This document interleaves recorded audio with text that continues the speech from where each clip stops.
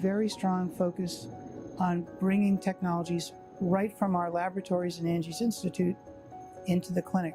We take pride in being able to identify novel therapeutic targets and to develop new agents and new forms of therapy that we can bring to the clinic first at Angie's Institute.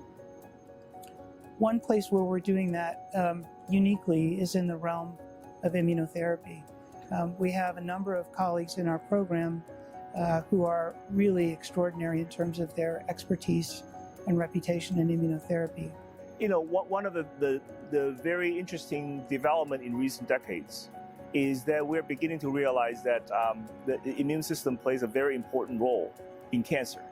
Now, obviously, immune system plays a very important role in other diseases like autoimmune diseases. So it's not uncommon to discover something that in principles that are applicable in autoimmune diseases, that if you sort of think in the creative ways, you can actually apply the same drugs in cancer, and that's exactly what happened. The first trial that I generated is a phase 1/2 clinical trial using a drug called natalizumab that's currently FDA approved for the treatment of Crohn's disease as well as multiple sclerosis in adults, to treat children and adolescent and young adult patients with unresectable, either refractory, progressive, or relapsed pulmonary osteosarcoma. So the hope is that we can bring this trial at least to patients here at UH by the end of the calendar year. So it's really cool to be able to repurpose a drug that also already has safety and efficacy data, granted for other diseases, but is well tolerated in other populations and in other disease populations, to potentially bring that to our patients here. One of the reasons I do what I do, you know, my cousin passed away from osteo. And he was 1 year older than me 40 years ago.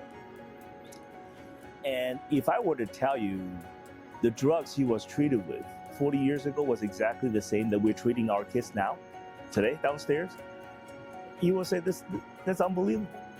And a lot of times that has to do with the actual makeup of the cancer itself. So with respect to osteosarcoma, it has very complex genetic heterogeneity, making more targeted approaches challenging, whereas immunotherapy is this new novel idea and could potentially be a promising alternative for these patients. And so all of a sudden, you know, Rainbow is sort of the epicenter of the new thing, and there's a buzz around the country. People are hearing it, and they want to know more about it.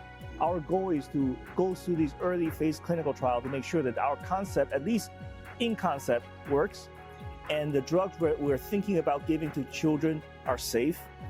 And then if we're able to demonstrate that it actually causes the disease to get better in 1 or 2 patients, then we will go to like COG and other consortium to say, can we roll it out all over the country? Can we just not only do it through Rainbow, but potentially through other centers? And so we become sort of the leader in driving that science and pushing the conversation around the country. And it's not just in the United States. I'm getting phone calls from Europe.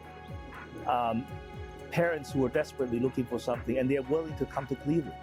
As a mother myself, I can't even imagine what that must be like.